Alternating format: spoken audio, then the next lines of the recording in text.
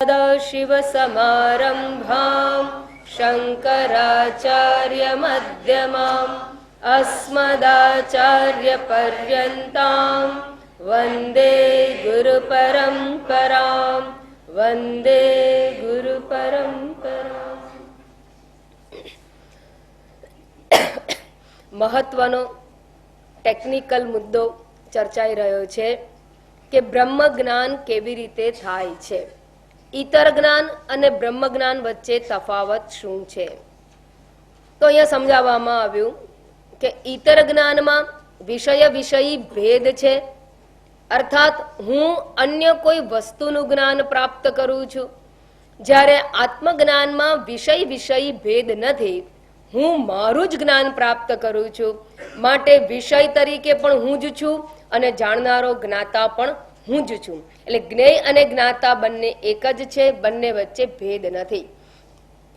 આમ મૂળભૂત તફાવત હોવાને કારણે બંને જ્ઞાનમાં જે એક મહત્વની વાત ચર્ચાઈ એ કે વિષય વિષયી જ્ઞાન છે, ઈતર જગતના પદાર્થોનું જ્ઞાન છે, એમાં વૃત્તિ વ્યાપ્તિ અને ફલ વ્યાપ્તિ બંને સંભવે છે, જ્યારે આત્મજ્ઞાનના વિષયમાં માત્ર વૃત્તિ વ્યાપ્તિ સંભવ છે, ફલ વ્યાપ્તિ સંભવતી નથી.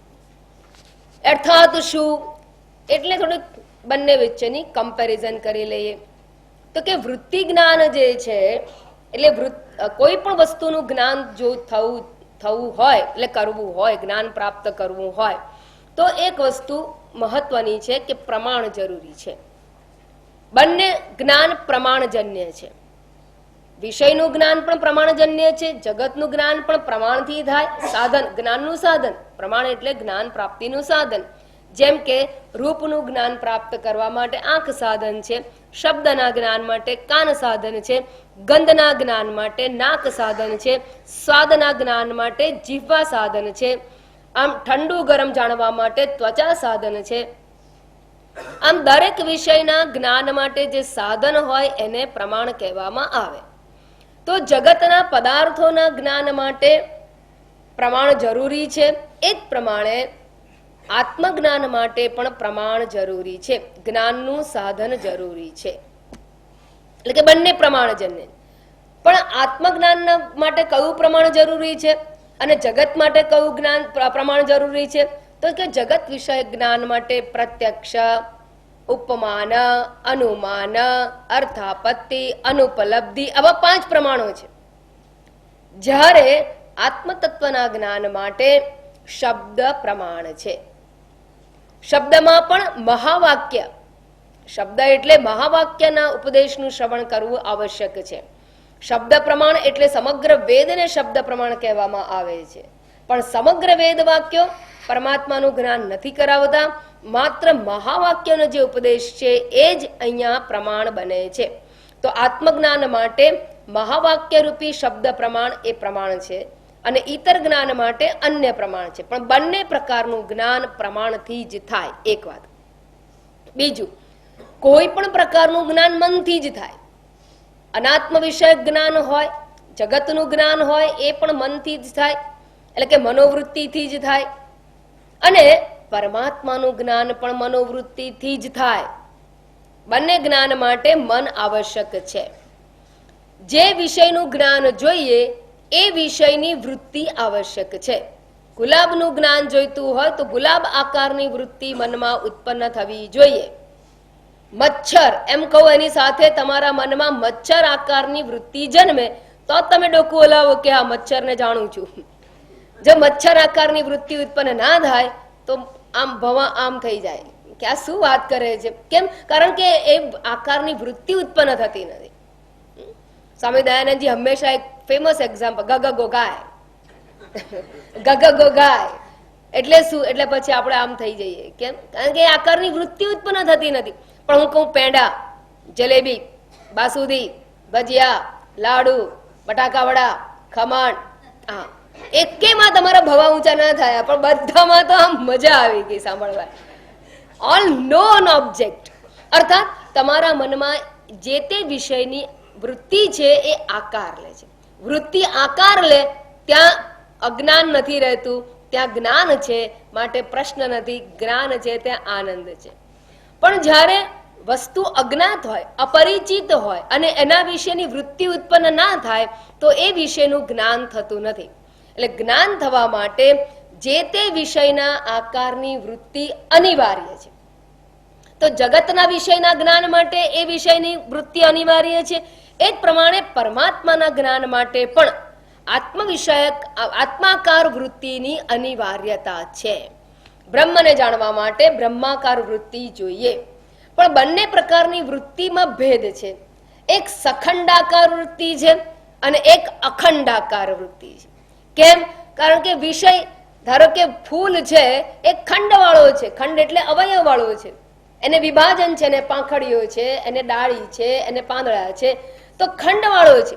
એટલે આ જ્યારે મારું મન ગુલાબ આકારની વૃત્તિ ઉત્પન્ન કરશે ત્યારે એમાં ખંડ છે, એટલે સખંડાકાર વૃત્તિ ઉત્પન્ન થશે.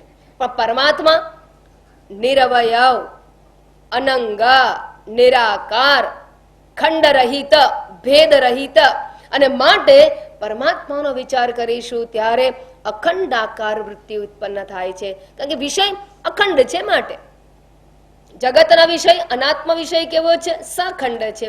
એટલે સખંડ આકાર વૃત્તિ હશે, પેલું અખંડાકાર વૃત્તિ હશે. સારું, વૃત્તિ શું કરે છે? હવે વૃત્તિની તો આવશ્યકતા કહી દીધી. અહીં સુધી તમને બધા જ્ઞાન વિશે સમાન હોવાને કારણે કોઈ પ્રશ્ન ઉઠશે નહીં. હવે આગળ જ્યારે વિચાર કરીએ ત્યારે કે જ્યારે કોઈ પણ વૃત્તિ ઉત્પન્ન થાય તો જ્યારે વૃત્તિ ઉત્પન્ન થાય એ વૃત્તિ એમાં બે વસ્તુ હોય છે. અત્યારે દાખલા તરીકે સૂર્ય પ્રકાશ આકાશમાં છે, સૂર્ય પ્રકાશે છે. હવે વરસાદ પડી ગયો તો વરસાદ પડવાને કારણે અનેક જગ્યાએ ખાબોચિયા થઈ ગયા, નાના નાના જળાશયો થઈ ગયા, ખાબોચિયા થઈ ગયા. હવે સૂર્ય આકાશમાં હોય તો ખાબોચિયા હોય એટલા સૂર્યનું પ્રતિબિંબ પડે. ખાબોચિયું થયું એટલે સૂર્યનું પ્રતિબિંબ પડ્યું. બરાબર? કેમ? કારણ કે પાણી જે છે એ રિફ્લેક્ટિંગ કેપેસિટી વાળું છે. પાણી એક એવી સરફેસ છે જેમાં રિફ્લેક્શન સંભવ છે. અને કેટલું રિફ્લેક્શન થશે? તો કે જેટલા ખાબોચિયા નહીં હોય, રિફ્લેક્શન નહીં હોય. એટલે જેવું ખાબોચિયું આવ્યું એટલે કે પાણી આવ્યું એની સાથે પ્રતિબિંબિત સૂર્ય આવી જાય, સ્વાભાવિક છે. એની સાથે પ્રતિબિંબિત સૂર્ય સ્વાભાવિક છે.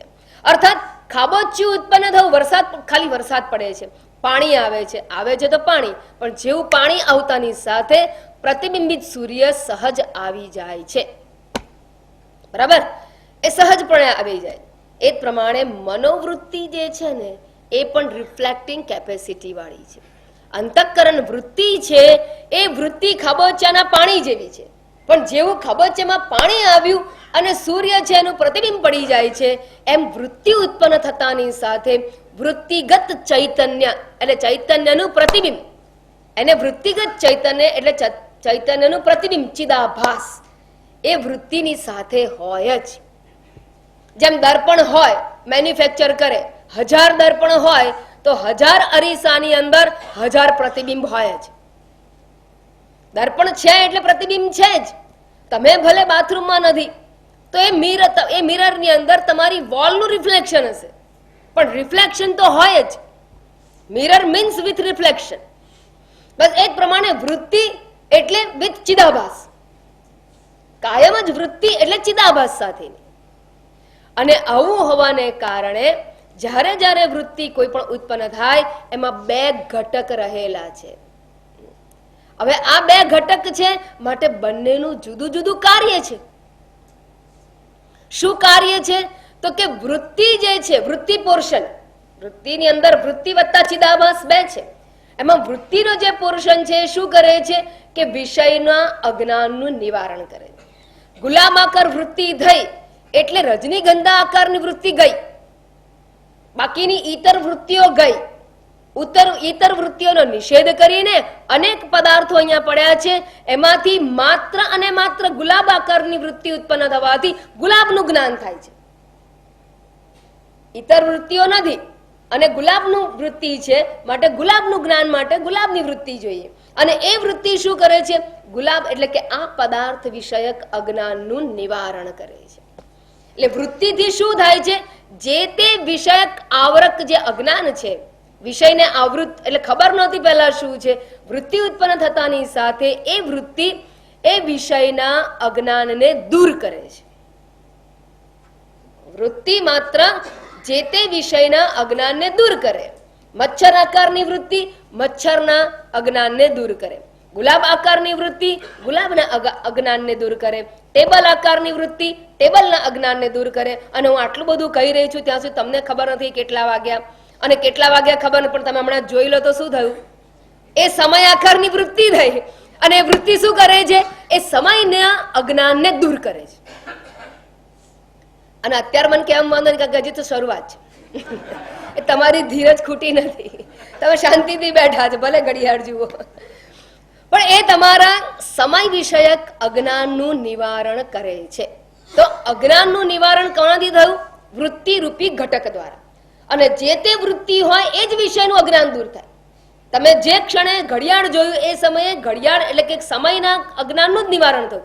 તમે ઘડિયાળ જોવાથી કઈ તમને સમોસાનું જ્ઞાન નથી થતું કેવા છે. કેમ? કારણ કે તમારા મળામાં સમોસા આકારની વૃત્તિ નથી, મનમાં સમોસાની વૃત્તિ નથી.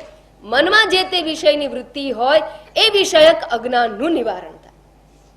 આટલો તો દ્રષ્ટાંત એટલા માટે આપું છું કે આ બહુ ટેકનિકલ અને સૂક્ષ્મ વિષય છે. એ જ પ્રમાણે જ્યારે બ્રહ્મ વિષયક આકારની વૃત્તિ ઉત્પન્ન થઈ તો આત્મા વિષયક વૃત્તિ ઉત્પન્ન થાય. એટલે કે સત્યમ, જ્ઞાનમ, અનંતમ, નિર્વિકલ્પમ, નિરાકારમ, અખંડમ, નિરવયવમ, વ્યાપકમ, આ પ્રકારની વૃત્તિ ઉત્પન્ન થાય પરમાત્મા વિષયક. એ શું કરે છે? પરમાત્મા વિષયક અજ્ઞાનનું નિવારણ કરે છે.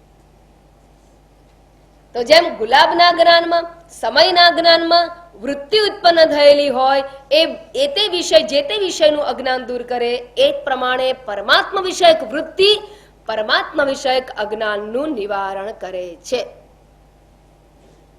ત્યાં સુધી બધું બરાબર સરખું જ છે. હવે વૃત્તિની અંદર જે બીજો ઘટક છે, બીજો ઘટક કયો છે? ચિદાભાસ. આભાસ છે, પણ શેનો? ચૈતન્યનો આભાસ છે.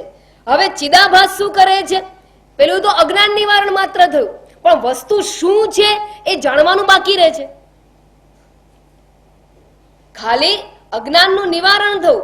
અજ્ઞાન નિવારણ એ અંધકાર જવા જેવું છે, અંધકાર જવા જેવું છે. પણ વિષયનું ભાન થવું એ શેનાથી થાય છે? તો કે વૃત્તિગત જે આભાસિત ચૈતન્ય છે એ આભાસિત ચૈતન્ય વિષયનું ભાન કરાવે છે.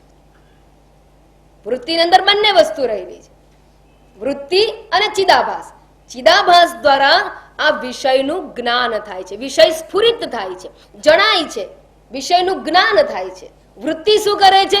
અજ્ઞાન નિવારણ. ચિદાભાસ જ્ઞાન પ્રાપ્તિ કરાવે છે, વિષયનું જ્ઞાન કરાવે છે.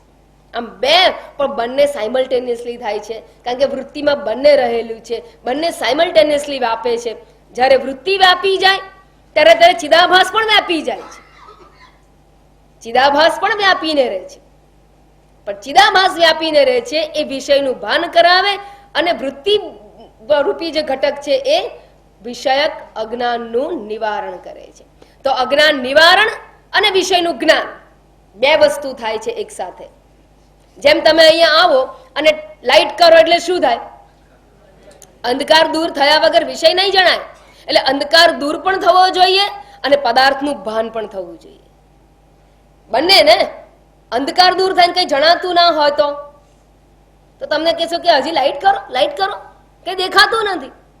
એનો અર્થ કે અંધકાર છે, પણ બંને સાથે જ થાય, બંને સાથે જ થાય. તો અંધકાર પણ થાય છે બે ઘટના, ઘટે છે બે ઘટના, પણ સાયમલ્ટેનિયસ ઘટતી હોવાને કારણે આપણું મન એને નોંધી નથી લેતું. જે નોંધ અહીંયા શાસ્ત્રમાં કરવામાં આવેલી છે કે વૃત્તિ વિષય અને પદાર્થ વિષય જ્ઞાન હોય ત્યારે વૃત્તિ વ્યાપે છે, ચિદાભાસ વ્યાપે છે. પણ વૃત્તિ વ્યાપે છે અને વિષયક અજ્ઞાનને દૂર કરે છે, અંધકાર નિવારણ જેવું કાર્ય છે. અને ચિદાભાસ રૂપી જે ચૈતન્યનો આભાસ છે એ શું કરે છે? પદાર્થનું જ્ઞાન કરાવે છે. આ પદાર્થનું જ્ઞાન ચિદાભાસ વડે થવું એને ફલ વ્યાપ્તિ કહેવામાં આવે છે.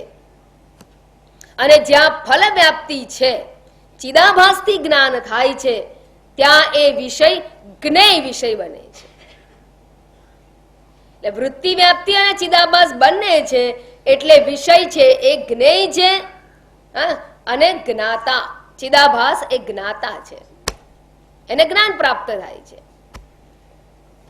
તો ત્યાં વિષય વિષય ભાવ રહેલો છે. જ્યાં ફલ વ્યાપ્તિ છે અને વૃત્તિ વ્યાપ્તિ બંને છે ત્યાં વિષય વિષય સંબંધ રહેલો છે, જ્ઞેય જ્ઞાતા સંબંધ રહેલો છે. હવે આત્મામાં શું થાય છે? આત્મ વિષય જ્ઞાનમાં, પરમાત્મા વિષય જ્ઞાન કે હું વિષય જ્ઞાનમાં શું થાય છે? એ પરમાત્મા વિષયક વૃત્તિ ઉત્પન્ન થાય છે. એ વૃત્તિ શું કરે છે? આત્મ વિષયક અજ્ઞાનનું નિવારણ કરે છે. વૃત્તિનું આ જ કામ છે. પણ જે ફલ વ્યાપ્તિ એટલે કે જે ચિદાભાસ છે, વૃત્તિમાં રહેલો ચિદાભાસ, એને આત્માને જાણવા માટે એની આવશ્યકતા ખરી? ના. કેમ? કારણ કે વિષય પોતે જ્ઞાન સ્વરૂપ છે અને જે ફલ વ્યાપ્તિ શું છે? જ્ઞાનાભાસ. ચિદાભાસ એટલે જ્ઞાનાભાસ, અને એની જરૂર અહીંયા પડતી નથી. ભોંયરામાં રહેલા પદાર્થોને જાણવા માટે બહાર દર્પણ રાખ્યો હોય, એમાં રિફ્લેક્ટેડ સન હોય અને રિફ્લેક્ટેડ સનલાઇટ છે એ ભોંયરાના વિષયોને જણાવે, ભોંયરામાં રહેલા પદાર્થોને પ્રકાશે છે. પણ તમારે હવે સૂર્યને જોવો હોય ત્યારે તમે બહાર આવીને સૂર્યને જોવો હોય તો તમારે કઈ એવું છે કે પેલા દર્પણમાં રિફ્લેક્ટેડ સનલાઇટ છે એ સૂર્યને જણાવે છે? ના. બસ એક્ઝેક્ટલી એના જેવી વાત છે. માટે કહેવામાં આવ્યું કે બ્રહ્મના વિષયમાં ફલ વ્યાપ્તિ આવશ્યક નથી, અર્થાત ચિદાભાસ દ્વારા બ્રહ્મનું જ્ઞાન થતું નથી. અને એના માટે બહુ જ સુંદર દ્રષ્ટાંત અહીંયા આપવામાં આવેલું. અને કયું શ્લોક નંબર 92 માં કહ્યું, બ્રહ્મણી અજ્ઞાન નાશાય વૃત્તિ વ્યાપ્તિ અપેક્ષિતા. બ્રહ્મનું સ્વરૂપનું અજ્ઞાન દૂર કરવા માટે વૃત્તિ વ્યાપ્તિ અપેક્ષિત છે. વૃત્તિ તો જોઈએ જ. જે વિષયનું અજ્ઞાન હોય એનું નિવારણ કરવા માટે વૃત્તિ વ્યાપ્તિ એટલે કે વૃત્તિ, જે તે વિષયના આકારની વૃત્તિ તો અનિવાર્ય છે, જોઈએ જ. વૃત્તિ વ્યાપ્તિ અપેક્ષિતા. જો વૃત્તિ વ્યાપ્તિની જરૂર ના હોત તો પ્રમાણની જરૂર નહોતી, પ્રમાણની જરૂર નહોતી તો વેદ ભણવાની જરૂર નહોતી. તો કે વૃત્તિ વ્યાપ્તિ અપેક્ષિતા એટલે ઘણા લોકો કહે કે બ્રહ્મ તો સ્વયં પ્રકાશ છે, તો પછી એના માટે કેમ વૃત્તિ વ્યાપ્તિની જરૂર છે, કેમ પ્રમાણની જરૂર છે? પ્રમાણની જરૂર ના મળી કે ના, પ્રમાણની જરૂર તો છે. પ્રમાણની જરૂર નથી એવું નહીં. સ્વયં પ્રકાશ કયા અર્થમાં કહેવામાં આવે છે એ પણ સમજી લો. પેલો 10મો માણસ, આ પ્રકરણ 10મા છોકરાનું છે, એ 10મો છોકરો છે એ 10માને શોધે છે. હવે એને પોતે છે એના માટે કોઈ માણસની જરૂર ખરી એ કહેવા માટે? ના. પોતે વિદ્યાર્થી છે, બ્રહ્મચારી છે એ જાણવા માટે કોઈની જરૂર છે? માણસ છે, બ્રહ્મચારી છે એવું જાણવા માટે જરૂર છે? ના. તો એને શેના માટે કોઈની જરૂર પડી? જેને એ શોધે છે એ પોતે છે એવું જાણવા માટે જરૂર છે. 10માને ઓળખવા માટે નહીં, 10માને ઓળખવા માટે એને જરૂર નથી કોઈની, પણ જેને શોધે છે એ 10મો પોતે છે એવું જાણવા માટે કોઈની જરૂર છે. બરાબર? એને 10મો ખોવાયેલો છે એવી ખબર છે, એ ભ્રાંતિ દૂર કરવા માટે, જ્ઞાન માટે કે જે 10મો તું શોધે છે તું જ છે એવું જાણવા માટે કોઈની જરૂર ચોક્કસ છે. પણ 10મો કોણ છે, કેવો છે એ જાણવા માટે જરૂર નથી. કેમ? એ તો જ્ઞાત જ છે, સ્વયં પ્રકાશ સ્વરૂપમ. હા, એને જયારે 10મો તું છે કહ્યો પછી એને ઓ એ હું કેવો હશે એવું જાણવાની જરૂર નથી, એ તો એને ખબર જ છે. એમ હું આત્મા છું એ તો ખબર જ છે, હું ચૈતન્ય છું એ પણ ખબર છે, પણ હું જે સુખને શોધું છે એ પૂર્ણ સુખ આ આત્મા જ છે. આ જગતનું અધિષ્ઠાન એ હું પૂર્ણ તત્વ એ બ્રહ્મ હું જ છું એવું જાણવા માટે પ્રમાણની જરૂર છે. એના માટે વૃત્તિ અપેક્ષિતા. માટે પ્રમાણની જરૂર છે. એટલે વૃત્તિની જરૂર છે, પ્રમાણની જરૂર છે. એટલે વેદ વૃત્તિ દ્વારા, એટલે વેદના અધ્યયન દ્વારા, શ્રવણ દ્વારા ઉત્પન્ન થયેલી બ્રહ્માકાર વૃત્તિની આવશ્યકતા છે. આપણે શેના માટે બેઠા છીએ? બ્રહ્માકાર વૃત્તિની પ્રાપ્તિ માટે. બ્રહ્માકાર વૃત્તિ શું છે? પ્રમાણ છે. એને પ્રમાણ પ્રાપ્તિ કહેવાય, એને જ્ઞાન ચક્ષુ કહેવાય. વિમૂઢા નાનુપશ્યંતિ પશ્યંતિ જ્ઞાન ચક્ષુષ. એ જ્ઞાન ચક્ષુ એટલે શું? આ બ્રહ્માકાર વૃત્તિ, પ્રમાણજન્યમ પ્રમા, એને વૃત્તિ વ્યાપ્તિ, કારણ કે વૃત્તિ વ્યાપ્તિ જરૂરી છે. પણ પછી એ બ્રહ્મ હું છું, એ વૃત્તિ ઉત્પન્ન થયા પછી અજ્ઞાન નિવૃત્તિ સિવાય એનું કંઈ બીજું કાર્ય નથી. અજ્ઞાન નિવારણ થઈ જાય પછી ફલ વ્યાપ્તિની આવશ્યકતા નથી. અર્થાત ચિદાભાસ દ્વારા આત્મા પ્રકાશે એવી જરૂર નથી, કારણ કે આત્મા સ્વયં જ્ઞાન સ્વરૂપ છે. સ્વયં સ્ફુરણ રૂપત્વાત ન આભાસ ઉપયુજ્યતે. અહીંયા આભાસ શબ્દ એ ફલ વ્યાપ્તિ બતાવે છે. ચિદાભાસની વાત કરે છે. ચિદાભાસની જરૂર નથી, ઉપયોગ નથી, ન ઉપયુજ્યતે. નથી એવું નહીં, છે. વૃત્તિમાં ચિદાભાસ છે, એ મેં ગઈ વખત કહ્યું હતું. દરેક વૃત્તિમાં ચિદાભાસ તો હોય જ, પણ હવે એ અહીંયા કાર્યરૂપ નથી. એના દ્વારા આત્મા જણાશે એવું નથી. છે ખરો, પણ એના લીધે આત્મા જણાય છે એવું નહીં. કેમ? સ્વયં સ્ફુરણ, સ્વયં ચૈતન્ય સ્વરૂપ હોવાથી વૃત્તિ વ્યાપ્તિ અપેક્ષિત નથી. અને એને સમજાવવા માટે ફેન્ટાસ્ટિક એક્ઝામ્પલ અહીંયા પંચદશીકારે આપેલું છે. ચક્ષુર્દીપો અપેક્ષતે ઘટાદેહે દર્શને યથા ન દીપ દર્શને કિંતુ ચક્ષુ એકમ અપેક્ષતે. Very good. કે છે કે પદાર્થને જોવા હોય તો પ્રકાશ અને આંખ બંને જોઈએ. અહીંયા કોઈ પણ પદાર્થને જોવો હોય તો લાઈટ તો જોઈએ, પ્રકાશ જોઈએ, સાથે સાથે આંખ પણ જોઈએ. આંખથી જ દેખાય. આંધળો માણસ હોય ગમે એટલા 1000 બલ્બ મૂકો, નહીં દેખાય. આંખ તો જોઈએ જ જોઈએ, અનિવાર્ય, અપેક્ષિતા. કોઈ પણ વસ્તુને જોવી હોય તો આંખ જોઈશે કે નહીં? આંખ જોઈશે. તો લાઈટ નહીં જોઈએ, એ પણ અનિવાર્ય. અમાસની અંધારી રાતે આંખો તો છે, આમ ફાડી ફાડીને જોઈએ, કઈ દેખાય નહીં. શું લખ્યું ચોપડીમાં? બધું લાઈટ બંધ કરીને જુઓ તો કઈ નહીં દેખાય. પ્રકાશ અનિવાર્ય છે, આંખ પણ અનિવાર્ય છે, પણ આપણે તો ફટાફટ જોતા રહીએ છીએ ને, એક પછી એક પામ ઇઝીલી દેખાઈ જાય છે ને, એટલે વી ડોન્ટ રિયલાઇઝ કે બે પદાર્થોની આવશ્યકતા છે. એ તો જ્યારે આંખ નબળી પડે ત્યારે ખબર પડે કે ઓ, આંખનું આટલું મહત્વ હતું. અથવા તો પ્રકાશ બંધ થઈ ગયો હોય, વીજળી ડુલ, અને અંધારા જ અંધારા હોય, વાદળા જ વાદળા હોય, સૂર્યપ્રકાશ આવતો જ ના હોય, અને ત્યારે ખૂણામાં પડેલી વસ્તુને જોવા માટે જે તકલીફ પડે, ત્યારે ખબર પડે કે પ્રકાશ કેટલો અનિવાર્ય છે.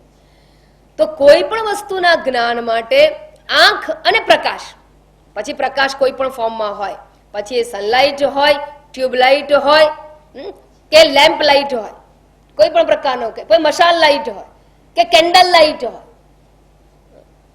કોઈ પણ પ્રકાશ તો જોઈએ જોઈએ ને જોઈએ. હવે બધી વસ્તુને જોવા માટે બે વસ્તુ જોઈએ. હવે તમે બહાર નીકળ્યા, રસ્તામાં ચાલો છો, અત્યારે તો ખાબોચિયામાં પાણી ભરાયું હોય, ખાડો છે, પડી જશે, એ બધું જોવા માટે શું જોઈએ? પ્રકાશ જોઈએ, આંખ જોઈએ, બંને જોઈએ. પણ હવે તમે રસ્તામાં ચાલતા ચાલતા કે જો ને કેટલો સરસ સૂર્ય દેખાય છે, સૂર્યોદય કેટલો સરસ છે. હવે સૂર્યોદય જોવા જ્યારે જાઓ છો ત્યારે શું જોઈએ? આંખ અને પ્રકાશ નહીં? સૂર્ય સ્વયં પ્રકાશ હોવાથી પ્રકાશની, બીજા પ્રકાશની અપેક્ષા નથી. ઇનફેક્ટ સૂર્યની રીતે બધું દેખાતું, સૂર્ય પ્રકાશમાં બધું જણાય છે. બીજાને જોવા માટે સૂર્ય પ્રકાશ અને આંખ બંને જોઈએ, પણ સૂર્યને જોવા માટે પ્રકાશની જરૂર નથી એવું કહેવાનો મતલબ જ નથી. આમ જોવા જઈએ તો એ તો ઇટ ઇઝ આમ કહેવાય કે આમ લાફેબલ કે સૂર્ય પ્રકાશ સ્વરૂપ છે ને, જેના પ્રકાશથી બધું દેખાઈ રહ્યું હોય એને પ્રકાશની જરૂર નથી એવું કહેવું એ તમે સમજ્યા નથી સૂર્યને એવું કહેવાય. જે સૂર્યને ઓળખે છે ને એને તો ખબર જ છે કે સૂર્ય સ્વયં પ્રકાશ છે, માટે કોઈ પ્રકાશની આવશ્યકતા ના હોય. બસ એ જ પ્રમાણે બ્રહ્મ તત્વ જે છે જ્ઞાન સ્વરૂપ છે, આત્મા જ્ઞાન સ્વરૂપ છે અને એ જ બ્રહ્મ આત્મા છે, આત્મા જ બ્રહ્મ છે એવું જ્ઞાન પ્રાપ્ત કરવાનું છે. અને એ આપણા જ્ઞાનનો વિષય હોય તો એ આંખથી સૂર્ય જોવા બરાબર છે. અર્થાત આંખ એટલે શું? પ્રમાણભૂત આંખ તો જોઈએ, ભલે સૂર્ય જોવાનો હોય, ભલે સ્વયં સ્વપ્રકાશ સ્વરૂપ સૂર્ય હોય, આંખ તો અનિવાર્ય છે, આંખ વગર નહીં દેખાય. બસ એમ ચક્ષુ, અહીંયા પણ ચક્ષુ જોઈએ, પણ કયા ચક્ષુ? જ્ઞાન ચક્ષુ. 15માં અધ્યાય ભગવાને જ્ઞાન ચક્ષુ શબ્દ વાપર્યો, પ્રકાશ નથી કહ્યું, ચક્ષુ જોઈએ છે. કેમ? પ્રકાશ સ્વરૂપ તો આત્મા છે, બ્રહ્મ પ્રકાશ સ્વરૂપ છે, સૂર્યની જેમ સ્વયં પ્રકાશ સ્વરૂપ છે. જોઈશે શું? આંખ રૂપી પ્રમાણ જોઈશે. અને આંખ રૂપી પ્રમાણ જોઈશે એટલે શું? અખંડાકાર વૃત્તિ જોઈશે. એટલે વૃત્તિ વ્યાપ્તિ અપેક્ષિતા. આંખ એટલે વૃત્તિ વ્યાપ્તિ, વૃત્તિ વ્યાપ્તિ અપેક્ષિતા. પણ સ્વયં પ્રકાશ સ્વરૂપ હોવાને કારણે ફલ વ્યાપ્તિ સંભવતી નથી. એટલે કે છે સ્થિત અપી અસૌ ચિદાભાસ, ચિદાભાસ સ્થિત અપી. હવે તમે સૂર્યને જુઓ ત્યારે અન્ય પ્રકાશ નથી? છે. પ્રકાશના કિરણો વાળો સૂર્ય નથી? છે. અને કિરણો ફેલાયેલા પણ છે. તો કે છે ચિદાભાસ સ્થિત અપી. શ્લોક 94 જુઓ, ચિદાભાસ રહેલો હોવા છતાં પણ બ્રહ્માકાર વૃત્તિમાં ચિદાભાસ હોવા છતાં પણ બ્રહ્માકાર વૃત્તિ આંખ જેવું કામ કરે છે. ચિદાભાસ ખરેખર તો પ્રકાશ જેવું કામ કરે છે. પણ અહીંયા સ્વયં પ્રકાશ સૂર્ય હોવાને કારણે, એટલે સૂર્ય જેવો આત્મા હોવાને કારણે માત્ર વૃત્તિ વ્યાપ્તિ અપેક્ષિતા. અને માટે કહે છે બ્રહ્મણી એકી ભવેત પરમ. તો ચિદાભાસ નું શું થાય? ચિદાભાસ બ્રહ્મણી એકી ભવેત. તમે જયારે સૂર્યને જુઓ ને ત્યારે સૂર્ય અને કિરણ, સૂર્ય અને પ્રકાશ, એવું નહીં, સૂર્યને સમગ્ર રૂપે જુઓ છો. પ્રકાશ પણ સૂર્ય જ છે અને સૂર્ય એ સૂર્ય જ છે ને સૂર્યના કિરણો એ સૂર્ય જ છે. એવું બધે એક જ સૂર્યનો પ્રકાશ વ્યાપીને રહ્યો છે. એવી રીતે સૂર્યને જાણો છો. એમ જ્યારે તમે બ્રહ્મનું જ્ઞાન પ્રાપ્ત કરો છો તો વૃત્તિગત ચૈતન્ય પણ એ સૂર્ય એટલે જ્ઞાન સ્વરૂપ આત્મા જ છે. એવી રીતે એકી ભવેત, બ્રહ્મણી એકી ભવેત પરમ નતુ બ્રહ્મણી અતિશયમ ફલમ કુર્યાદ. બ્રહ્મમાં એકરૂપતાને પ્રાપ્ત થાય છે, અભેદ રૂપતાને પ્રાપ્ત થાય છે. અર્થાત એ જુદો વિશેષ કોઈ વિશેષ જ્ઞાન છે એવું નથી રહેતું. જેમ કેન્ડલ લાઇટ નું દ્રષ્ટાંત આપેલું કે કેન્ડલ લાઇટ હોય, રાત્રે તમને બધા પદાર્થો કેન્ડલ લાઇટમાં દેખાય, પણ સૂર્યોદય થાય ત્યારે શું થાય? અથવા તમે તાપણું કરતા હો, રાત્રે બેઠા હો જંગલમાં, બધું તમને રાત્રે એ જંગલમાં તપેલો તાપણાથી દેખાતું હોય. સવાર પડી, તાપણું છે, ચાલુ છે, અગ્નિ છે, પણ તમારે સૂર્યને જોવા માટે એ અગ્નિ જોઈએ છે ના, તો એનું શું થાય છે? સૂર્યના પ્રકાશમાં એકરૂપ થઈ જાય છે. એને એકરૂપ થઈ ગયા કહેવાય. જુદો પ્રકાશ નથી રહેતો. હવે એનો સૂર્યપ્રકાશ આવતાની સાથે ફાયરનો જે અગ્નિનો જે પ્રકાશ હતો ને એ જુદો નથી રહેતો, સૂર્યપ્રકાશ સાથે મર્જ થઈ જાય છે. બસ અહીંયા એવી જ કઈક ઘટનાની વાત કહે છે કે ચિદાભાસ છે ખરો, પેલો અગ્નિ છે ખરો, પણ એકરૂપતાને પ્રાપ્ત કરી લે છે. બસ એમ જ્ઞાન સ્વરૂપ બ્રહ્મને જાણવાથી ચિદાભાસ જે છે એ બ્રહ્મમાં એકરૂપતાને પ્રાપ્ત થઈ જાય છે. overwhelmed by that ચૈતન્ય આત્મા. અતિશયમ ફલમ ન કુર્યાત. એટલે શું કહેવા માંગે છે? એટલે કે અતિશય ફળ એટલે કે જુદું ફળ ઉત્પન્ન નથી કરતું. રાત્રે જેમ એ ફાયર પ્લેસ ની અંદર જે અગ્નિ હતો એ આજુબાજુ રહેલી વસ્તુ દેખાડતો હતો, વિશેષ પ્રકારની એનો ઉપયોગ હતો. બ્રહ્મના જ્ઞાન વખતે એનો વિશેષ ઉપયોગ રહેતો નથી, એનું કોઈ વિશેષ કાર્ય રહેતું નથી. તો નતું બ્રહ્મણી અતિશયમ ફલમ. અતિશયમ ફલમ એટલે એનું વિશેષ કોઈ કાર્ય નથી, અર્થાત ફળ વ્યાપ્તિ નથી.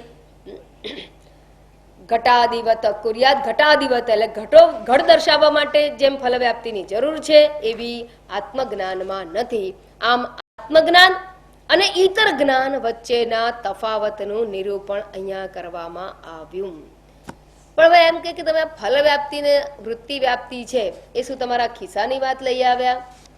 અને ગઈ વખત છેલ્લે પ્રશ્ન ત્યાં આપણે અટકેલા કે આ ફલ વ્યાપ્તિ વૃત્તિ વ્યાપ્તિની વાત તમે કેવી રીતે કરો? આમ જેમ લાઈટ છવી અને અંધકારનું જવું અને પ્રકાશનું પદાર્થનું જ્ઞાન થવું સાયમલ્ટેનિયસલી છે. એમાં તો કઈ બે વસ્તુ કોઈ આપણને કોઈ દિવસ કલ્પના નહોતી કરી કે અંધકાર જાય છે અને પ્રકાશ દેખાય. એમ અહીંયા વૃત્તિ વ્યાપ્તિ થાય છે અને ફલ વ્યાપ્તિ થાય છે. અમે તો જાણ્યું પણ નથી, એવું અમને ખબર પડતી નથી. તમે ક્યાંથી આ બધા કાળ્યા ગતકડા? વેદમાં કહ્યું છે તો કે હા, પરંપરાના આચાર્ય પ્રમાણ વગરની વાત કરતા નથી, ખિસ્સાની વાત કરતા નથી, ઓથેન્ટિક વાત કરે છે. કયા વેદમાં કયા ઉપનિષદમાં આવી વાતો કરી ભાઈ? અમે તો ક્યાંય જોયું નથી. ફલ વ્યાપ્તિ ક્યાંય નથી કહ્યું. ગઈ વખતે મેં ના પાડી હતી કેના ઉપનિષદમાં નથી કહ્યું. આચાર્યએ કહ્યું છે, ભાષ્યમાં કહ્યું છે, ભાષ્યકાર લાવે છે શબ્દો. વેદમાં ક્યાંય આવા શબ્દ નથી ને તમને જોવા મળ્યા. તો કે છે કે એવું છે કે ભગવાને તો છે ને નેચરલ ફોર્મમાં કઈ બધું નથી આપ્યું, પણ we are capable, smart, intelligent. એ સર્જન કર્યું છે નેચરલ છે, પણ એ બુદ્ધિએ ઘણું બધું સ્માર્ટ કામ કર્યું છે. સ્માર્ટ કાર્ડ એ કોનું સર્જન છે? ઈશ્વરનું નહીં. ઈશ્વર કાગળ સર્જન છે. બસ એવી રીતે આ સ્માર્ટ બ્રેઇન છે ને એ ભગવાન તો દૂધ આપે છે. માખણ આપ્યું ભગવાને? ના. માખણ, ઘી આપણું સ્માર્ટ કાર્ડ કામ કરે છે.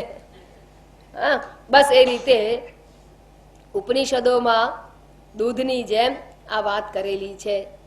અને આચાર્યો, સ્માર્ટ આચાર્યોએ એમાંથી ડિરાઈવ કર્યું છે ફલ વ્યાપ્તિ અને વૃત્તિ વ્યાપ્તિ આપણી સમજણ માટે. પણ દૂધની જેમ આપેલું છે ખરું? ક્યાં આપ્યું છે, કઈ રીતે આપ્યું છે, કયા શબ્દમાં આપ્યું છે? અને એ પણ જાણવાની એટલે જરૂર છે કે ઘણીવાર ઉપનિષદોના વાક્યોમાં વિરોધાભાસ હોય તો સમજવાની આવશ્યકતા છે. અને એ ક્લેરિટી પણ આ સમજથી આવે છે. તો એ વાતને હવે આગળ શ્લોક નંબર 95 દર્શાવવામાં આવેલું છે. એટલે શ્રુતિનું અવતરણ આ વિષયમાં આપે છે, ફલવ્યાપ્તિ અને વૃત્તિ વ્યાપ્તિ. અને ફલવ્યાપ્તિ અને વૃત્તિ વ્યાપ્તિ શા માટે લાવવા પડ્યા? કારણ કે ઈતર જ્ઞાન અને બ્રહ્મ જ્ઞાનને ઓળખાવા માટે, અપરોક્ષ જ્ઞાન, પરમાત્માનું જ્ઞાન અને અનાત્મા વિષયક જ્ઞાનને સમજાવવા માટે આ વાત કરવામાં આવી. તો હવે શ્રુતિનું અવતરણ ટાંકે છે શ્લોક 95. અપ્રમેયમનાદિંચ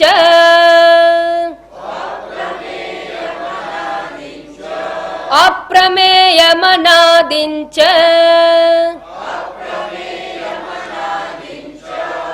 ઇત્યત્ર શ્રુત્યેદમીરિતમ ઇત્યત્ર શ્રુત્યેદમીરિતમ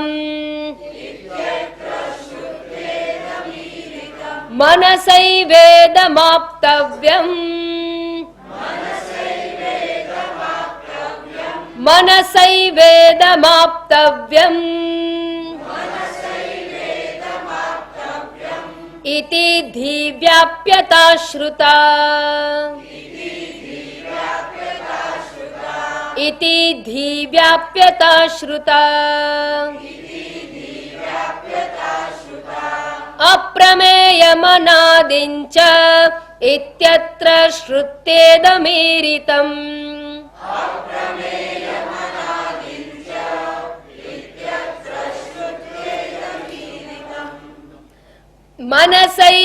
મનસૈવેદમાપ્તવ્યમ ઇતિ ધીવ્યાપ્યતા શ્રુતા.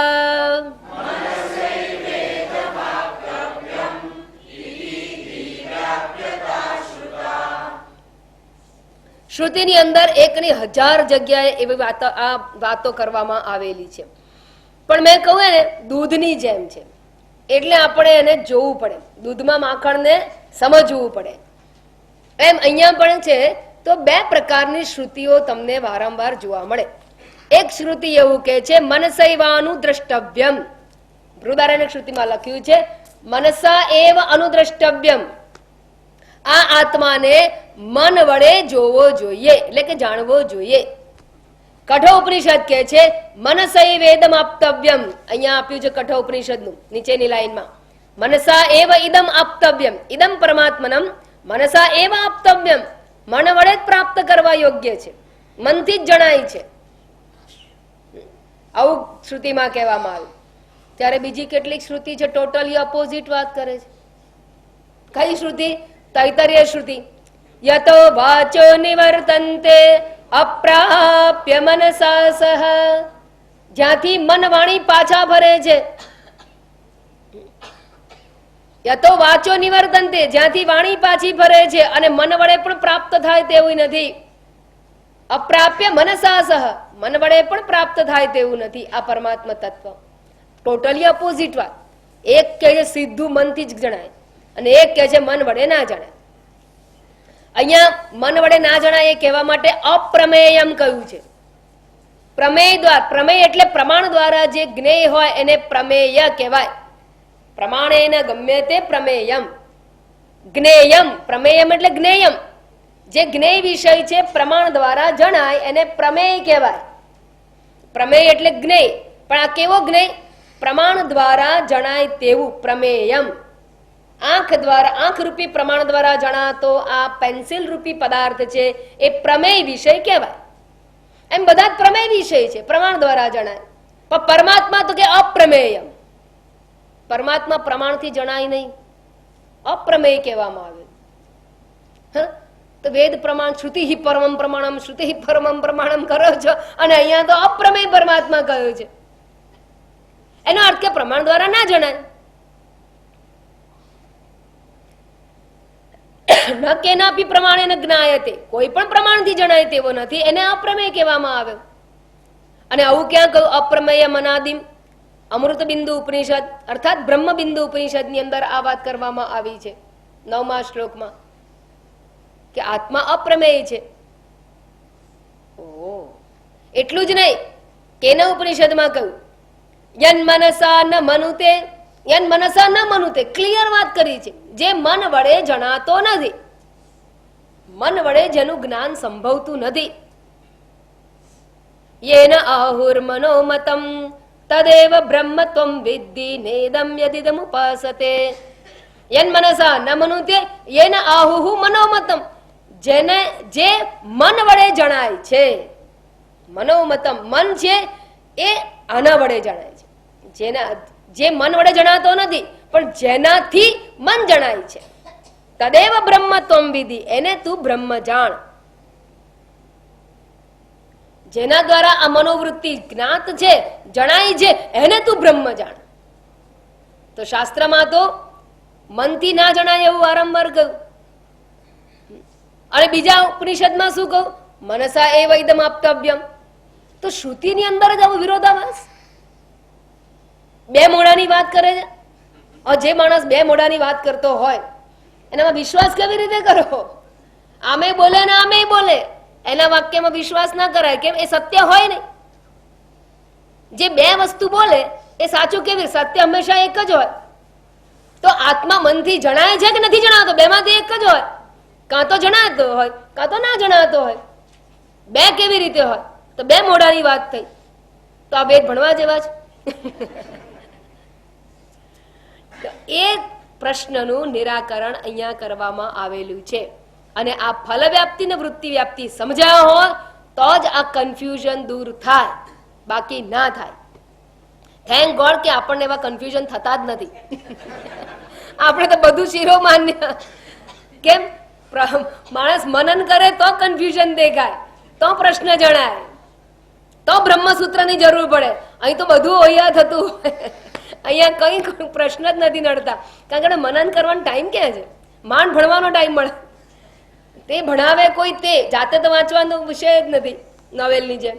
અને કોઈ ભણાવતું હોય તો માંડ કોઈ ભણાવનાર મળે, અને માંડ એ ભણાવે તોય ભણવા માટે ટાઈમ મળતો હોય. તો આ કન્ફ્યુઝન ક્યાં છે? પણ તમારા જેવા કોક હોય જેને આવું ભણવા મળે તો એના મનમાં અમારા જેવા કીડા નાખે કે ભાઈ આ બે વિરોધાભાસ શ્રુતિઓ છે અને આ બે વિરોધાભાસ કેવી રીતે વાત થઈ શકે? તો એના ઉત્તરમાં આ સમજવાનું છે કે જ્યારે એવું સમજ કહેવામાં આવ્યું મનસા એવ ઇદમ આપતવ્યમ, મન વડે જ જણાય છે, ત્યારે સમજવાનું કે વૃત્તિ વ્યાપ્તિ અપેક્ષિતા. વૃત્તિ હોવી જ જોઈએ. વૃત્તિ વગર અજ્ઞાન નિવારણ નહીં થાય. આત્મવિષયક અજ્ઞાનના નિવારણ માટે વૃત્તિ વ્યાપ્તિ અપેક્ષિતા, વૃત્તિની જરૂર છે. માટે કહ્યું કે મનથી જ જણાય. મનસા એવ ઇદમ આપતવ્યમ અથવા મનસા એવ અનુદ્રષ્ટવ્ય. ઉદાહરણ શ્રુતિ અને કઠશ્રુતિ બંને કે છે આ કે મન વડે પ્રાપ્ત થાય એવું છે. એટલે કે વૃત્તિ વ્યાપ્તિ જરૂરી છે. એટલે ભગવાને કહ્યું ને વિમૂઢા નાનું પશ્યંતિ પશ્યંતિ જ્ઞાન ચક્ષુ. આ જ્ઞાન ચક્ષુ એટલે જ વૃત્તિ, અખંડાકાર વૃત્તિ. હા, માત્ર ગમે તે વૃત્તિ નહીં, અખંડાકાર વૃત્તિ. કેમ અખંડાકાર વૃત્તિ? તમારે અખંડ બ્રહ્મ જાણવો છે માટે તમારે જે જાણવું હોય એવી વૃત્તિ જોઈએ. બેઠા હોય ગણિત ભણવા માટે, પેલો છોકરો આમ કે હે આ હસતો હોય. કેમ હસે છે? એટલે પેલો ઉંદર જાય ત્યાં. અરે પણ તારે ઉંદરની વૃત્તિ હોય તો ગણિત ભણવાનું છે ના. એટલે કે અહીંયા ધ્યાન આપ. પછી સાહેબ કે છોકરો ધ્યાન જ નથી આપતો. અરે આપે છે બિચારો, પણ ઉંદરમાં આપ્યો છે, ધ્યાન નથી આપતો એવું નહીં. એની મનોવૃત્તિ છે, વૃત્તિ વગરનો તો કોઈ માણસ નથી, પણ એની ઉંદર વૃત્તિ છે. ચૂહા બુદ્ધિ હોગી તો ગણિત બુદ્ધિ કેસે આયેગી? જે વિષય ભણવો હોય એ વિષયની વૃત્તિ જોઈએ. તો અહીંયા બ્રહ્મને જાણવું છે, બ્રહ્મ અખંડ છે, માટે અખંડાકાર વૃત્તિ જોઈએ. એટલે અહીંયા જયારે મનસા એવ ઇદમ આપતવ્યમ કહેવામાં આવ્યું, મન વડે જણાય છે, અર્થાત વૃત્તિ વ્યાપ્તિ અપેક્ષિતા સમજવાનું છે. એટલે મનસા એવ ઇદમ આપતવ્યમ ઇતિ ધી વ્યાપ્યતા શ્રુતા. શ્રુતિ વડે ત્યાં ધી વૃત્તિ એટલે બુદ્ધિ વૃત્તિ, વ્યાપ્યતા એટલે બુદ્ધિ વૃત્તિની વ્યાપકતા કહેવામાં આવેલી છે. અર્થાત બુદ્ધિ વૃત્તિ અપેક્ષિત છે, વૃત્તિ વ્યાપ્તિ છે, જરૂરી છે, એ કહેવામાં આવ્યું છે. સેકન્ડ લાઈન બતાવે. અને અપ્રમેયમ અનાદિમ ચ. અને જ્યારે અપ્રમેય અને અનાદિ કહેવામાં આવ્યું તે ઇતિ અત્ર અપ્રમેયમ અનાદિમ ચ ઇતિ અત્ર શ્રુત્યા ઇદમ ઈરિતમ. ઇદમ ઈરિતમ અર્થાત શું કહેવામાં આવ્યું છે? ફલ વ્યાપ્તિની જરૂર નથી, માટે અપ્રમેય કહ્યું છે. ચિદાભાસ દ્વારા બ્રહ્મ જાણવાની આવશ્યકતા નથી, એટલે કે ફળ વ્યાપ્તિની જરૂર નથી, એ કહેવા માટે ત્યાં કહેવામાં આવ્યું કે અપ્રમેયમ. યતો વાચો નિવર્તન્તે અપ્રાપ્ય મનસા સહ કહ્યું તો એમાં મનોગત ચિદાભાસની વ્યાપ્તિ આવશ્યક નથી, ફલ વ્યાપ્તિ આવશ્યક નથી એવું કહ્યું. મનથી જણાય નહીં એટલે શું? ચિદાભાસથી ના જણાય એવું કહેવાનો પ્રયત્ન છે. બે ઘટક છે એમાં, એટલે બંને વાત બરાબર છે, એટલે એકે વાત ખોટી નથી. પણ આવું કન્ફ્યુઝન કરીને તો જ આપણને ખબર પડે કે ચિદા આ વૃત્તિની અંદર બે ઘટક છે, એમાં એકની જરૂર છે ને એકની જરૂર નથી. આવી રીતે બાકી આંગળીએ ઘી કાઢ્યું અર્થાત વલણું કરીને ઘી કાઢ્યું. અને એના માટે મનન કરવાની આવશ્યકતા છે. મનન વગર એટલે શ્રુતિ વાક્યો ઉપર વિચાર કર્યા વગર આ વસ્તુ સમજાય તેવી નથી. એટલે જ્યારે મનથી ન જણાય એટલે કે ચિદાભાસથી ન જણાય. ચિદાભાસથી જાણવાની વસ્તુ જ નથી. ચિદાભાસથી ક્યારે જણાય? જો પ્રતિબિંબિત સૂર્યથી સૂર્ય જાણવાની જરૂર હોય તો. જરૂર જ નથી. સ્વયં સ્ફુરણ રૂપત્વાત, સ્વયં પ્રકાશ રૂપ હોવાને કારણે અજ્ઞાન દૂર થતાને સાથે જ બ્રહ્મ સ્વયં પ્રકાશ હોવાથી જણાઈ જાય. ખાલી અજ્ઞાન આવરણ દૂર કરવાનું છે, અને અજ્ઞાન આવરણ દૂર કરવા માટે મનોવૃત્તિ જરૂરી છે. પણ પછી પરમાત્માને જાણવા માટે ચિદાભાસ અપેક્ષિત નથી, માટે કહ્યું કે મનથી ના જાણે. એટલે મનથી જણાય કહ્યું ત્યારે વૃત્તિ વ્યાપ્તિ જરૂરી છે સમજવાનું. મનથી ના જણાય કહ્યું તો ચિદાભાસ જરૂરી નથી એ સમજવાનું છે. બંને મનરૂપ જ છે. ચિદાભાસ મનની સાથે જ છે, મિરર અને પ્રતિબિંબ સાથે જ હોય એમ વૃત્તિમાં ચિદાભાસ અને વૃત્તિ સાથે જ છે. પણ વૃત્તિની અપેક્ષા અજ્ઞાન નિવારણ પૂરતી ખરી, પણ ચિદાભાસની અપેક્ષા નથી. એટલે ચિદાભાસને ધ્યાનમાં રાખીને એમ કહ્યું કે મનથી ના જણાય, અને વૃત્તિને ધ્યાનમાં રાખીને કહ્યું મનથી જ જણાય. સમજાઈ ગયું હવે? હા હા, આ ટેકનિકલ છે એકદમ. સારું, હવે આપણને એમ થાય કે એ વાત તો બરાબર, આ વાત પણ વિદ્યારણ્ય સ્વામી આ બધી વાત કરી શું કરવા આપણને? અત્યાર સુધીમાં આપણે વાત કરવી હતી કે બીજી, અને ક્યાંથી બધી વાત લઈ આવ્યા? આ શા માટે આટલી બધી વાતો કરી? વૃત્તિ વ્યાપ્તિ, ફલ વ્યાપ્તિ, તો કે બ્રહ્મના જ્ઞાન માટે. તો બ્રહ્મના જ્ઞાન માટે આ બધી વાત કેમ કરવી પડે કે બ્રહ્મનું જ્ઞાન અપરોક્ષ જ્ઞાન છે માટે. પણ અપરોક્ષ જ્ઞાન શા માટે આપણે શીખવાની વાત કરી, ક્યાંથી શરૂ કર્યો ટોપિક, તો હવે ક્યાંથી ટોપિક શરૂ કર્યો તો શા માટે આ ચર્ચા કરી એ આપણને યાદ કરવા માટે શ્લોક નંબર 96. 70 થી 90 થી 95 સુધીમાં આ વૃત્તિ વ્યાપ્તિ અને ફલ વ્યાપ્તિનો ટોપિક સમજાવવામાં આવ્યો, એ પૂરો થયો. અને હવે એનું કનેક્શન આ ટોપિક સાથેનું પેલી આપણી શ્રુતિ જે ભણતા હતા એના સંદર્ભે છે એ હવે આપણને બતાવે છે. આત્માનમ ચેદ્વિજાનીયાત અયમસ્મીતિ વાક્યતઃ બ્રહ્માત્મ વ્યક્તિમુલ્લિખ્ય યો બોધસ્સોભિધીયતે આત્માનં ચેદ્વિજાનીયાદયમસ્મીતિ વાક્યતઃ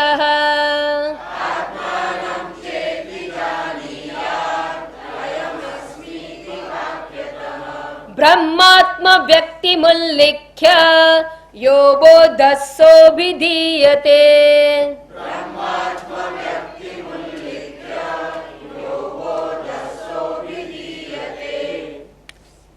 આત્માનમ ચેદ્વિજાનીયાત પહેલો શ્લોક આ 7મા પ્રકરણમાં બૃહદારણ્યક શ્રુતિને સમજાવવા માટે આખું ચેપ્ટર છે 300 શ્લોકનું.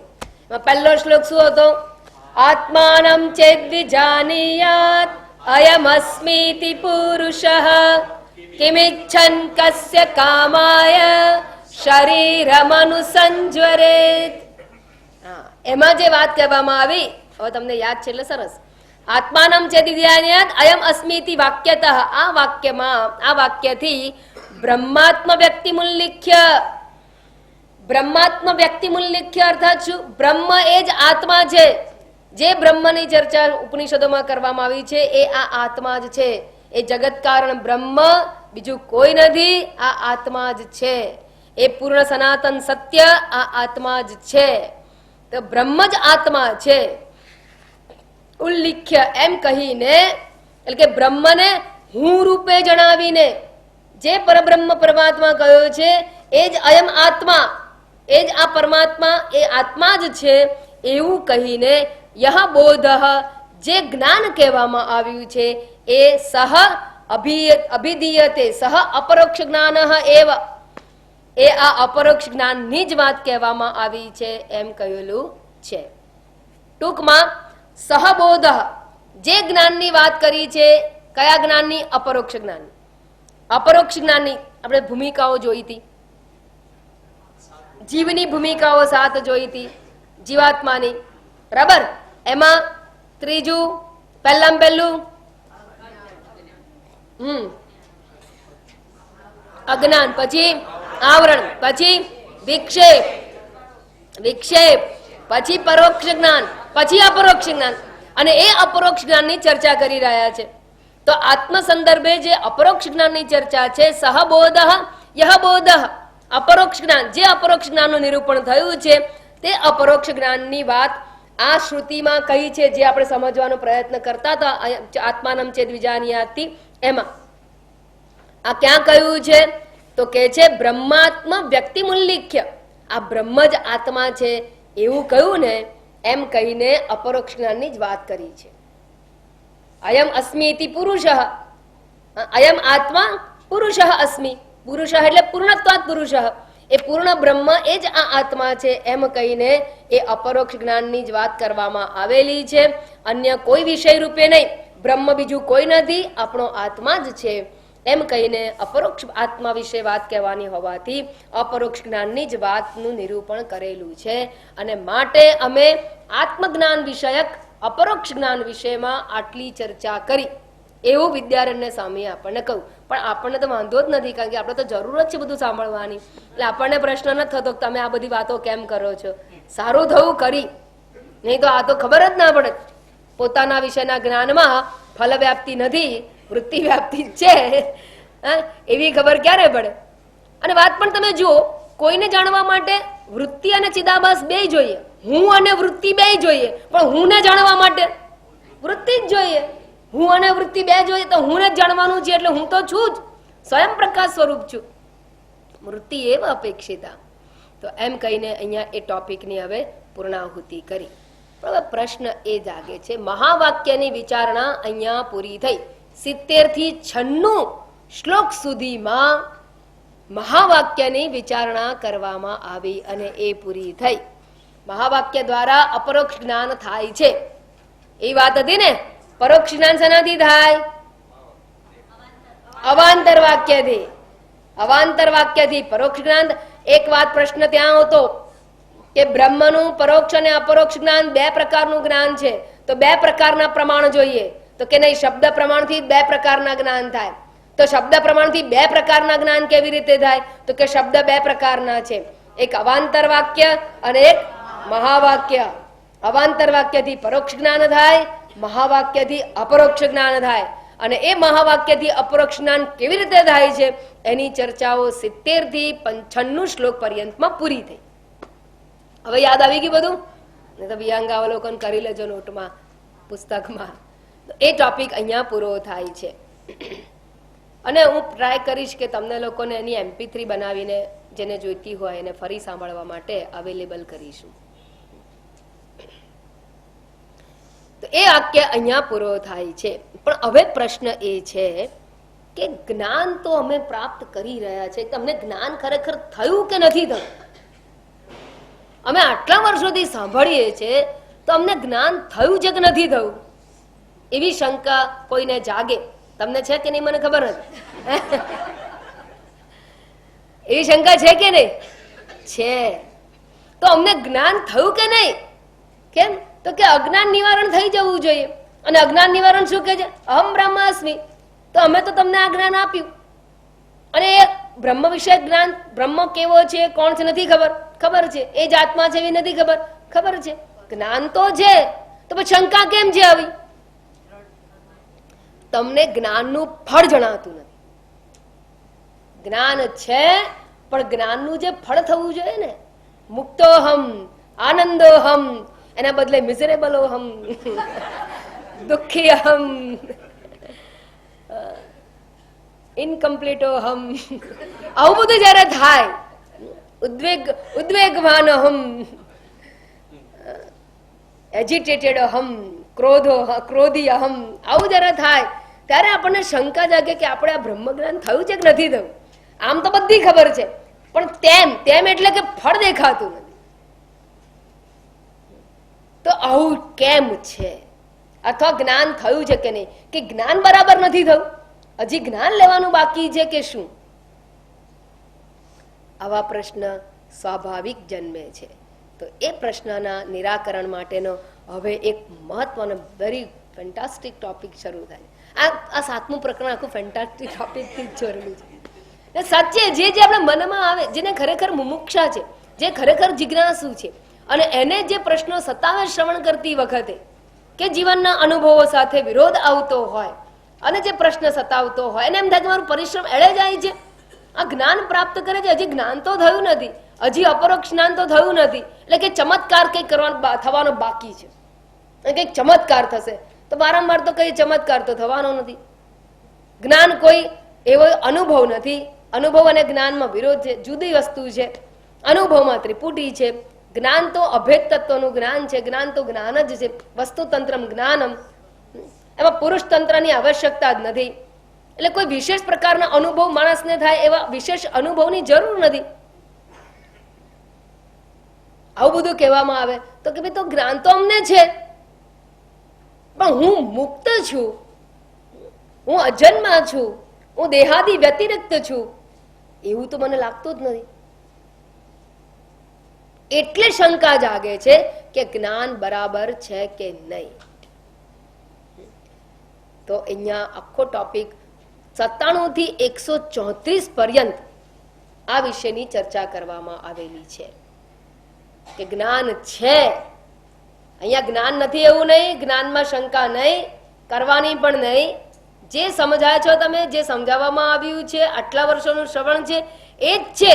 જ્ઞાન તો છે, પણ જ્ઞાન ફળ, જ્ઞાનનું જે ફળ મળવું જોઈએ એ મળતું નથી.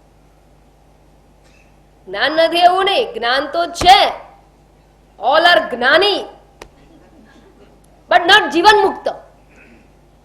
જ્ઞાની છો પણ જીવન મુક્ત નથી, જ્ઞાનનું ફળ નથી. એવું કેમ? જ્ઞાન થાય એટલે ફળ મળી જવું જોઈએ ને, મળી જવું જોઈએ, પણ નથી મળતું. આપણે એમ કહીએ કે સ્વિચ ઓન કરીએ એટલે લાઈટ તો આવી જ જવી જોઈએ ને, પણ અંધારું ગયું કેમ નહીં? તમે સ્વિચ બરાબર નહીં કરે, સ્વિચ બરાબર કરી છે, વાયર કનેક્શન બરાબર, વાયર કનેક્શન છે, બલ્બ ઉડી ગયો ના બલ્બ બી બરાબર છે, તો બલ્બ ચાલુ છે કે નહીં? બલ્બ ચાલુ પણ છે, તો અંધારું જતું નથી. આના જેવી વાત છે. બલ્બ બરાબર છે, કનેક્શન બરાબર છે, બલ્બ ઇલેક્ટ્રિસિટી છે, સ્વિચ ઓન છે, બલ્બ પ્રકાશે છે, પણ અંધારું જતું નથી. બરાબર? એટલે શું? જેમ બલ્બ એક જગ્યાએ ચાલુ છે પણ ત્યાં ત્યાં પ્રકાશ છે, ફેલાયું નથી, એમ આપણું જ્ઞાન બુદ્ધિની અંદર પડેલું છે પણ ફેલાતું નથી જીવનમાં. કેમ? તો કે જ્યારે બલ્બ ઉપર જો આવરણ આવેલું હોય, કોઈક અવરોધ આવેલો હોય, તો એ લાઈટ પ્રકાશ જે છે એ પ્રકાશ એટલે અંધકાર દૂર કરવાનું કાર્ય કરી શકતું. એટલે એનું ફળ, સ્વિચ ઓન કરવાનું જે ફળ પ્રાપ્ત થવું છે, અંધકાર નિવારણ, એ થતું નથી. એટલે અહીંયા કઈક પ્રતિબંધ નડે છે. એટલે અપરોક્ષ જ્ઞાન તો છે, પણ કેવું છે? સપ્રતિબંધક અપરોક્ષ જ્ઞાન છે. અને પ્રતિબંધ સહિતનું જયારે જ્ઞાન હોય ત્યારે એ જ્ઞાનનું ફળ મળે નહીં. જ્ઞાન હોય પણ જ્ઞાનનું ફળ આપણને પ્રાપ્ત થતું નથી. તો આ પ્રતિબંધક શું છે, કેવા છે, કેવી રીતે દૂર થાય, એની ચર્ચાનો હવે આરંભ થશે 97 થી 134 પર્યંત, જે આપણે નેક્સ્ટ ટાઈમ વિચારીશું. ઓમ પૂર્ણમદ પૂર્ણમિદમ પૂર્ણાત પૂર્ણમુદચ્યતે પૂર્ણસ્ય પૂર્ણમાદાય પૂર્ણમેવાવશિષ્યતે. ઓમ શાંતિ શાંતિ શાંતિ. હરિ ઓમ. શ્રી ગુરુભ્યો નમઃ.